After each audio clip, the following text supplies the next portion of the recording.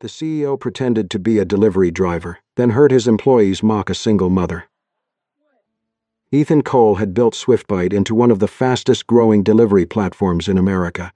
But on a rainy Tuesday night in Seattle, he could not figure out how to wear the delivery bag. He stood in the parking lot behind a high-end sushi restaurant, wearing a SwiftBite driver jacket, a baseball cap pulled low, and sneakers that were far too clean to belong to anyone who had ever sprinted through. Apartment rain puddles with miso soup. The insulated delivery bag hung sideways across his chest like it was trying to escape. Luis Martinez, a 52-year-old driver with a gray beard, sharp eye, and the calm of a man who had survived both Seattle traffic and rich people's delivery. Instructions stared at him from beneath the restaurant awning. "You look," Luis said, "like a rich man cosplaying stress." Ethan adjusted the cap. "I'm trying to blend in." "With who?" "A golf sponsor having a breakdown." Ethan looked down at the driver app on his phone. He had designed the system, approved its newest interface, and reviewed 100 dashboards about driver efficiency. He had never actually used it to pick up an order. The screen asked him to confirm pickup. He tapped the wrong thing. The app opened a map. He tapped again. It offered him a support chatbot. Luis sighed as if witnessing a crime. "You're new. I understand the platform. Buddy, the platform does not understand you." Ethan nearly dropped 3 boxes of premium sushi when the restaurant host placed them on the counter. He caught 2 against his chest and trapped the third awkwardly under his elbow. Luis took 1 box before tragedy reached the wasabi. "First rule," Luis said. "Food goes in the bag, not against your soul."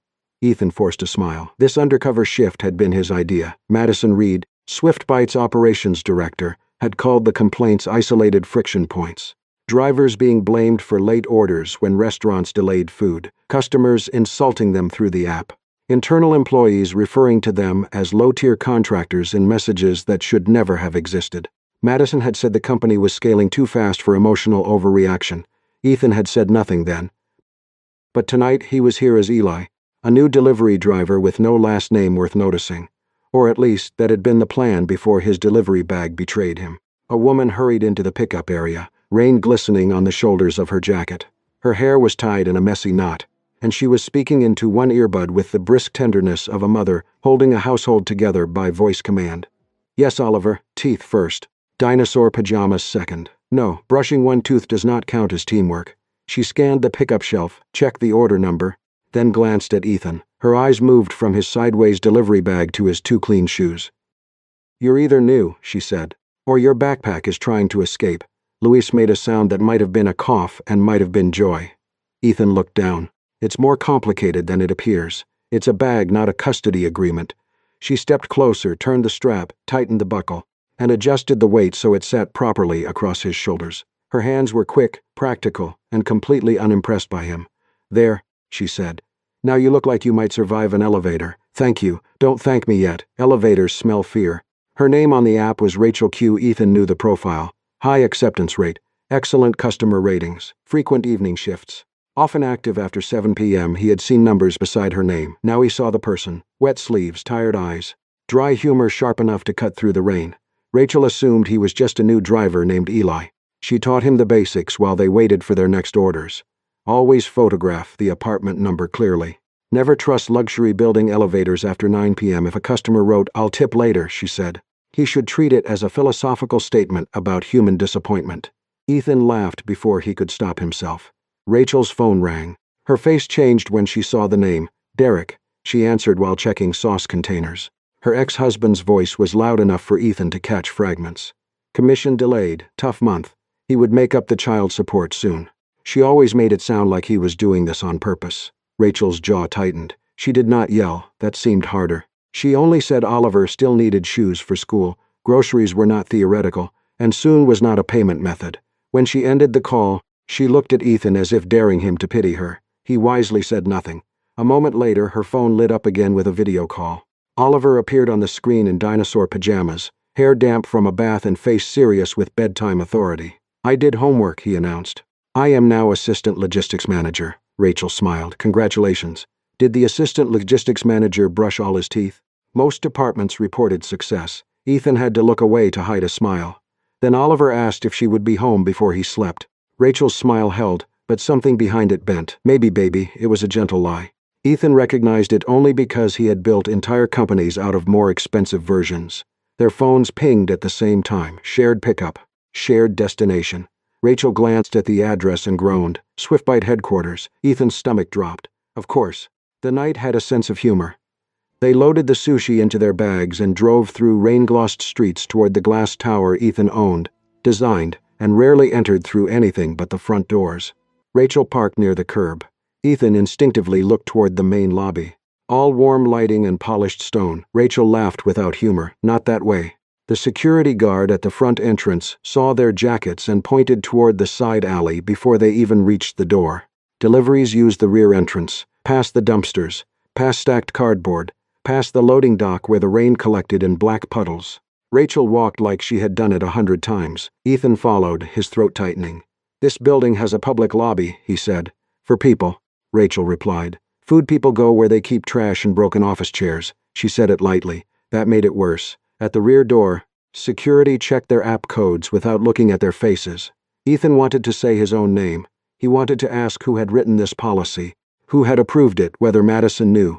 Then he realized he probably had approved it in a facilities memo he never read beyond cost savings. Traffic flow. Inside the freight elevator, the air smelled like cardboard, rainwater, and old coffee. Rachel pulled a granola bar from her pocket and broke it in half. "You look pale, Eli. I'm fine." Dangerous words. She handed him the half. "First rule of delivery. Feed yourself before rich people complain their soup is emotionally delayed." Ethan laughed. For a second, the sound was real. Then the elevator doors opened onto the executive floor of SwiftBite. Glass walls, soft carpet, late-night conference rooms glowing with expensive light. Ethan stepped out beside Rachel, carrying sushi for the people who worked for him. And for the first time since founding SwiftBite, he understood what it felt like to enter his own company as someone invisible. The executive floor of SwiftBite looked nothing like the back entrance. There were no puddles here, no dumpsters, no cardboard stacked beside a leaking pipe. The hallway smelled faintly of cedar, espresso, and expensive cleaning products. Framed posters lined the walls with slogans Ethan himself had approved. Delivering connection, one meal at a time, people first, always. Rachel walked past them without looking. Ethan did look. For the first time, the words felt less like values and more like decorations no one had been asked to prove. The order was for Conference Room A, where a late strategy meeting was still running. Through the glass wall, Ethan recognized several faces immediately. Product leads. Growth managers. Two people from driver operations. Madison Reed at the far end of the table, arms folded, listening with the calm focus that had made her valuable and dangerous. Ethan lowered his cap. Rachel balanced the sushi bags against one hip and knocked lightly. No one answered. She opened the door anyway, wearing the expression of someone who had delivered to enough offices to understand that hunger made executives temporarily deaf. The room barely paused. One employee pointed to a side counter without looking up from his laptop. Another waved vaguely, as if the food had appeared by weather pattern. Rachel began unloading the order carefully. Ethan followed her lead, setting down trays, sauces, chopsticks, napkins. He kept his face angled away, but his ears caught everything. A young manager picked up a container and frowned. The spicy mayo shifted. Rachel looked at the sealed bag. The container's closed. It's tilted. It had a journey. Someone laughed, not kindly. Another employee muttered that drivers always had an excuse. Traffic, rain, restaurant delay, kids, phones dying, sick parents. There was always a story. Then came the sentence that made Ethan's hands go still, especially the single moms doing night shifts. Every one of them comes with a documentary. A few people chuckled. Rachel's face did not change. That was what bothered Ethan most, not the insult. The fact that she had clearly heard worse and learned to keep standing. He recognized the speaker. Kyle from Driver Experience. Kyle had presented a deck 2 weeks earlier called Restoring Dignity Across the Delivery Journey. Ethan remembered approving budget for that initiative.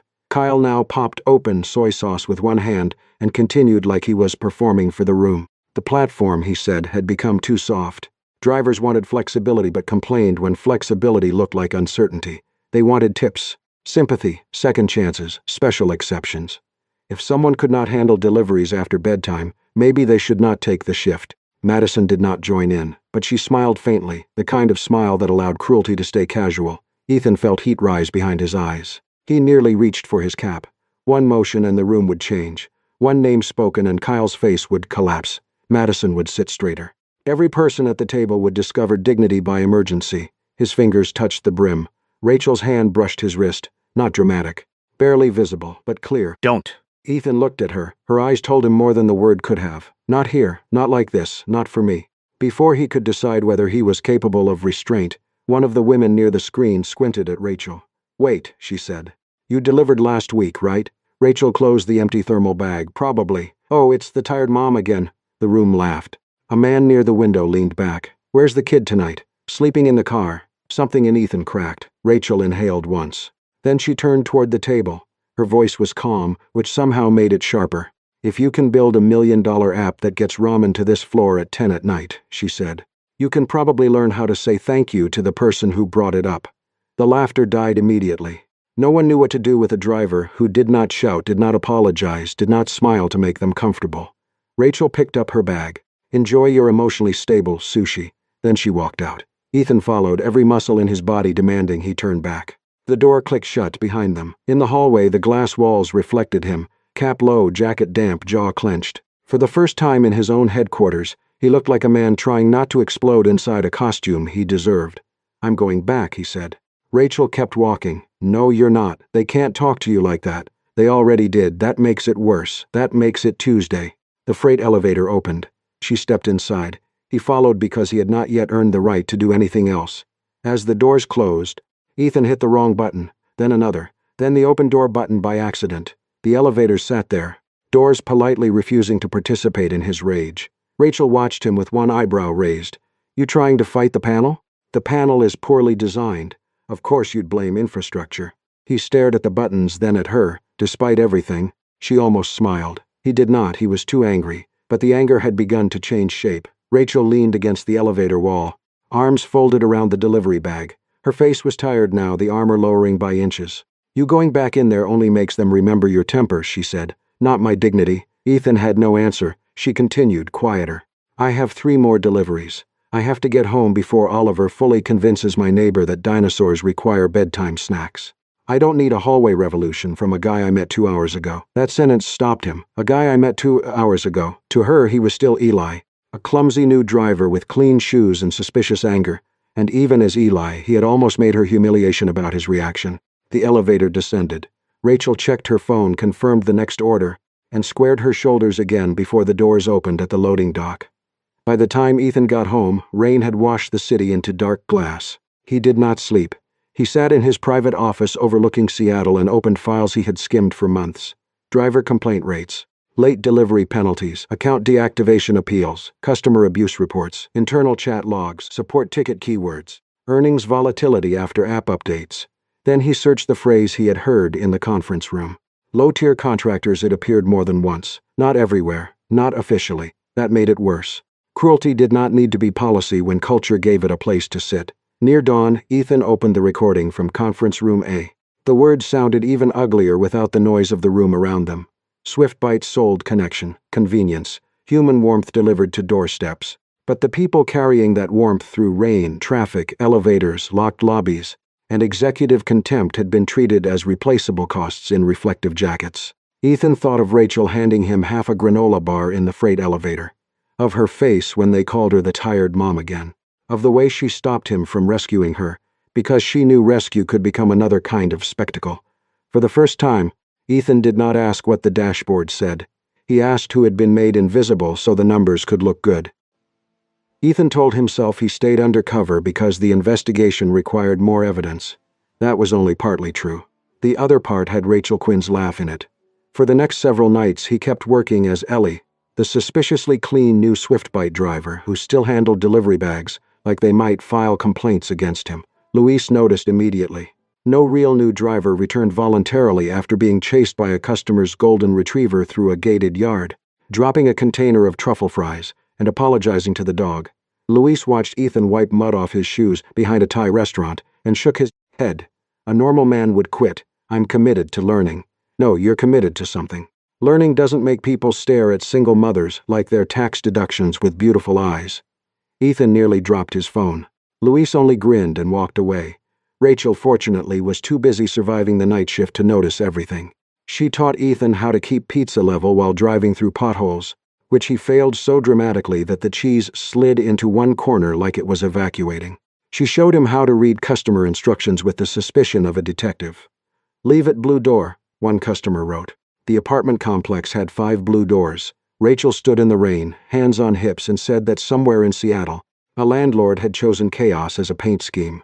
Another night, a customer insisted the order be delivered to the side entrance. There were 3 side entrances, 1 locked gate, and a motion sensor sprinkler that activated directly onto Ethan's pants. Rachel laughed so hard she had to lean against her car. He should have been embarrassed. He was. But he also liked making her laugh. Rachel laughed carefully, as if joy were something she could only afford in short shifts. When she did, her whole face changed. The tiredness did not disappear, but it loosened its grip. Between orders, she talked more. Not in one long confession. Rachel did not confess. She released truths in small pieces, the way a person fed coins into a meter and hoped time would not run out. She taught preschool during the day. Mostly 4-year-olds, which she described as tiny philosophers with glue access. She had once studied special education before marriage, bills, divorce, and motherhood rearranged her plans. Delivery work let her choose late hours after Oliver fell asleep, but flexibility had teeth. No paid sick days, no real protection when customers lied, no insurance through the app, no way to explain to an algorithm that a restaurant took 20 minutes too long, or that a neighborhood felt unsafe, or that a child's fever mattered more than completion rate.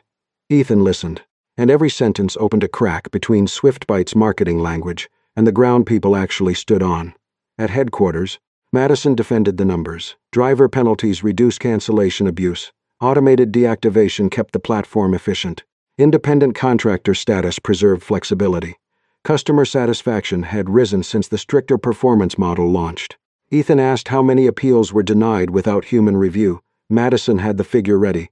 That was what unsettled him. She had every figure ready except the one that measured dignity. He dug deeper at night after deliveries. Drivers penalized for restaurant delays. Accounts flagged after customers claimed food never arrived despite photo proof. Women reporting unsafe drop-offs and being told acceptance rate was part of platform reliability. Parents losing shifts after emergency cancellations. Ethan had built a company that spoke warmly to customers and coldly to everyone carrying food. Still, the more truth he saw, the harder it became to tell Rachel his own. Several times he almost did. Once outside a taco place, when she said she hated people with power who hid facts for someone's own good. Once after she joked that rich people always believed secrecy was romantic if they had nice enough shoes. Once while she packed meals into her car and thanked him for not treating her like a tragedy. Each time Ethan swallowed the truth, and each time the silence grew heavier. One rainy night, Rachel's old Honda died 2 blocks from her apartment after the last delivery. Ethan helped push it to the curb. He was terrible at pushing cars. He kept trying to coordinate force like a team-building exercise, and Rachel told him if he said leverage one more time, she would let the Honda roll over his foot. They were both soaked by the time they reached her building.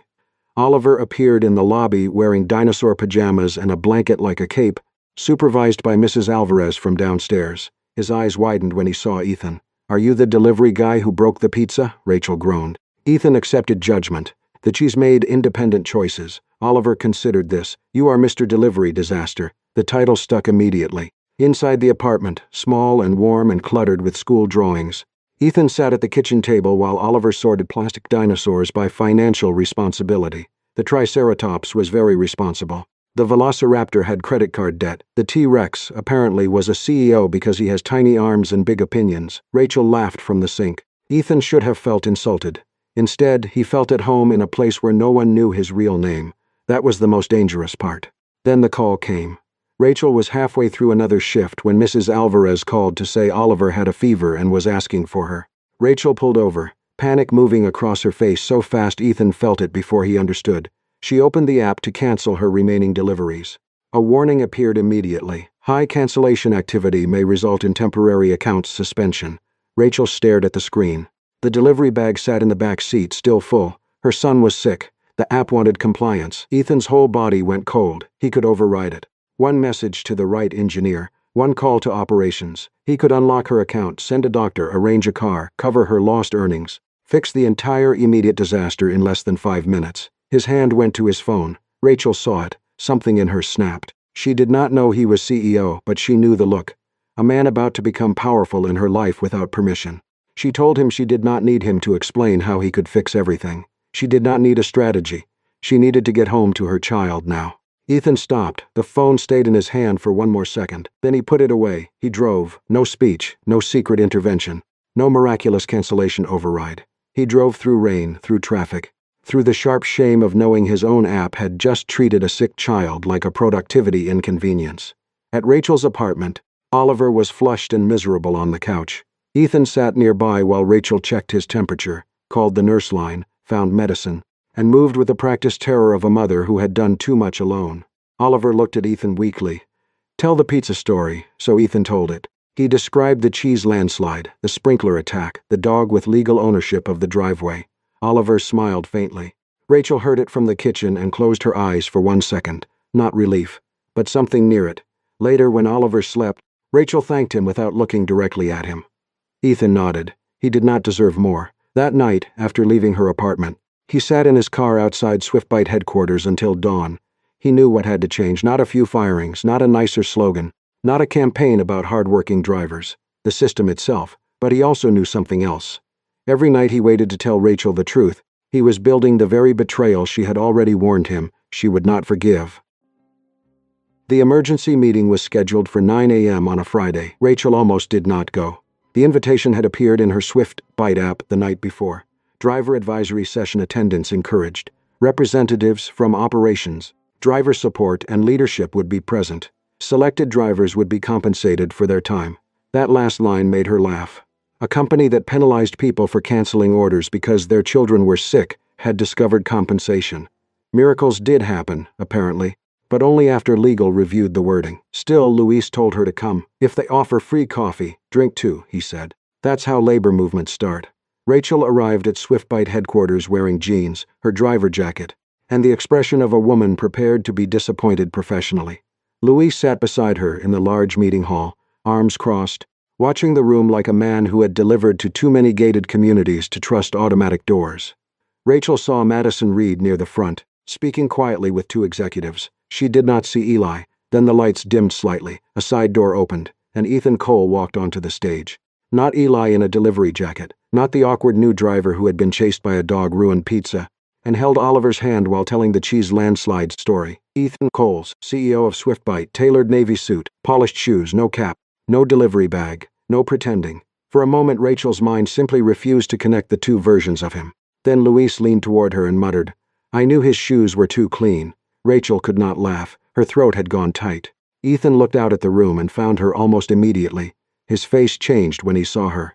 Not enough for the room to notice. Enough for her to hate that she knew him well enough to see it. He began by saying he had spent the last several weeks delivering under an alias. A murmur moved through the room. Drivers shifted in their chairs. Managers stiffened. Madison's face became still and unreadable. Ethan did not make it charming. He did not turn it into a heroic adventure. He admitted he had entered the work too late, too ignorant, and with assumptions built from dashboards instead of lived experience. Then he played the recording from the executive conference room. The laughter filled the hall, the joke about single mothers, the phrase "tired mom again," the question about whether Rachel's child was sleeping in the car. Rachel stared at the floor. It was strange how humiliation could return even when everyone finally knew it was wrong. Ethan moved on to the data. Late penalties assigned to drivers when restaurants delayed preparation. Customer complaints accepted with no human review. Deactivation warnings triggered by emergency cancellations. Drivers reporting harassment and being told to maintain professionalism. Internal messages referring to them as low-tier contractors. SwiftBite's efficiency, Ethan said, had been built partly on making other people absorb the company's uncertainty. Madison stood. Her voice was calm, controlled, and practiced. She said the system was imperfect but scalable. Drivers were independent contractors. The company could not assume responsibility for every individual circumstance. Customers expected reliability. Investors expected growth. If SwiftBite became too burdened by exceptions, the model would collapse. Rachel felt every word like cold air, individual circumstance. That was what Oliver's fever became in a conference room. Ethan announced immediate action. Termination of the employees who mocked drivers on the recording, suspension of managers involved in dismissing driver abuse reports, and an independent review of Madison's department. Several people clapped. Rachel stood before she could talk herself out of it. The applause died. She did not look at Ethan at first. She looked at the drivers around her, people in worn jackets, tired shoes, careful faces, then she faced him. If all he did was fire a few people and make a speech, she said, he would have missed the point. Drivers did not need a CEO to go undercover to discover they were human. They had been human the whole time. The problem was that SwiftBite had built a system where their humanity only mattered after the boss accidentally witnessed it. The room went silent. Rachel's voice stayed steady, though her hands shook. She said the company needed a real complaint process, human review before deactivation, basic accident coverage, a rule allowing drivers to refuse unsafe deliveries without punishment, protection against abusive customers, transparency about how the algorithm assigned penalties, and driver representatives with actual authority, not just smiling faces in a campaign video. Ethan listened. No interruption, no correction, no attempt to rescue the moment from discomfort. When Rachel finished, he nodded once and said those points would be built into the reform plan with driver input and outside oversight. That should have made her feel vindicated. It did not, because under all of it was the private betrayal. Eli had known her stories. Her fear about Oliver, her ex-husband, her shame when the app threatened her account. He had sat in her apartment and let her believe he was simply another tired driver trying to survive the night. Now he was the man who owned the system that had hurt her. The leak came 2 hours later. By afternoon, the headline was everywhere. CEO posed as driver and fell for single mother. The internet turned Rachel into a character before she reached home. Poor hard-working mom. Secret billionaire. Workplace fairy tale. People argued about whether she was lucky, manipulative, inspiring, or naive. Nobody asked whether she had agreed to be discussed at all. Derek called before dinner. He had seen the articles. His voice carried the thin anger of a man who felt replaced and wanted to call it concern. He says Oliver did not need to be dragged into a scandal. He said if Rachel was bringing a billionaire into their son's life, maybe custody needed to be revisited. Rachel hung up with her hands shaking. Then she called Ethan. They met outside SwiftBite in the same side alley where the delivery entrance sits beside the dumpsters. It felt appropriate. Ethan apologized before she spoke. Rachel did not soften. She told him he had made her life visible in the worst way because he waited too long to tell the truth. He had turned her exhaustion into evidence, her kindness into discovery, her son into collateral damage. He said he had thought he was protecting the investigation. She said powerful people always had elegant names for withholding the truth. That landed. Ethan looked tired then. Not CEO tired, human tired. He said he could step away from her life completely if that protected her and Oliver. Rachel almost laughed from the pain of it. That was still him deciding. The issue was not whether he stayed or left. The issue was whether he respected her enough to stop making choices on her behalf. Ethan went quiet. Then he said she was right. No dramatic promise followed, no plea, no offer to fix Derek, the press, or the ache in her chest. He told her he would give her whatever distance she chose. The reforms would move forward without using her name. No interviews. No campaign. No Rachel story. She did not forgive him. Not that night. But a week later, when SwiftBite announced the changes without mentioning her, when Luis was elected to the driver council and immediately demanded decent coffee as a matter of worker dignity, when the app began testing emergency cancellation review with actual humans, Rachel understood something she was not ready to admit out loud. Ethan was not only changing because he wanted her back, he was changing because he had finally heard the people he used to call data. A few months later, SwiftBite was not perfect. Rachel would have been suspicious if it were. Perfect usually meant someone had hidden the complaints under a cleaner rug, but the company was different in ways drivers could actually feel. There was now an emergency support fund for sudden medical bills, car repairs, and family crises. Basic accident coverage was active for drivers on shift. Customer complaints no longer triggered automatic punishment without review. Drivers could refuse unsafe delivery areas without watching their ratings collapse. Most importantly, the driver council had real authority. Luis Martinez became one of its representatives and immediately used his new power to demand free coffee during meetings in the name of justice. Ethan approved the coffee. Luis then complained it was terrible. That, Rachel decided, was democracy. Rachel still delivered sometimes, but not every night until her hands shook on the steering wheel. She kept teaching preschool during the day, and SwiftBite hired her part-time as an advisor for driver family safety programs. Not as the single mom who changed the CEO, but as someone who understood what late shifts, childcare, and unstable income actually did to people. She made sure the first workshop was not called Empowering Driver Families, because as she told the communications team, that sounded like a toothpaste commercial trying to raise children. Oliver was doing better too. He slept more easily now that Rachel was home more nights. He still loved delivery trucks, though he had become suspicious of algorithms after overhearing too much adult conversation. Whenever Ethan came up in conversation, Oliver called him Mr. Former Delivery Disaster, a title Ethan accepted with solemn gratitude. Derek was not magically transformed. Rachel did not trust overnight miracles, especially in men who forgot school performances but remembered their own pride very well. Still, after the court required a clearer parenting schedule and financial support agreement, Derek began showing up more consistently. Not perfectly, but enough that Oliver stopped asking why grown-ups needed reminders to love people. Rachel considered that progress. Ethan changed too, not in a dramatic movie trailer way. He simply stopped pretending leadership meant surprise disguises and secret tests. He attended driver meetings openly. He sat in folding chairs beside people who did not care about his title and let them tell him when the app still failed them. He learned not to translate every criticism into public relations language. Once, when a driver told him a new update was clearly designed by someone who thinks parking exists everywhere, Ethan started to defend the engineering team. Louise lifted one finger. Ethan stopped. Rachel heard about it later and smiled despite herself. The picnic was held on a rare sunny Seattle afternoon in a public park near the water. Swiftbite called it a driver family appreciation event. Rachel had fought hard against balloons shaped like delivery bags. She won half the battle. The balloons were normal. The cupcakes, unfortunately, still had tiny scooter logos. Oliver loved them anyway. Rachel was helping him balance a paper plate when she saw Ethan walking toward them across the grass. No suit, no expensive watch visible, no assistant, no cameras. He was pushing the same bicycle he had once nearly crashed into a mailbox during his undercover driver days. Hanging from the handlebars was a delivery bag. Rachel crossed her arms. That bag better not contain a grand gesture. Ethan looked offended. I have been legally advised against grand gestures. By whom? Luis. A wise man. Ethan opened the bag. Inside were turkey sandwiches, apple juice for Oliver, and a folded note. Rachel took it. In Ethan's handwriting it read, "No delivery fee, no rescue fee. Just dinner?" She laughed before she meant to. Ethan looked more relieved than any CEO had a right to look over sandwich-based romance. Oliver inspected the bag. "Did you keep the sandwiches level?" "I did." "Good, you have grown." Rachel studied Ethan for a moment. Months ago, he had entered her life pretending to be ordinary while carrying extraordinary power behind his back. He had hurt her with that lie.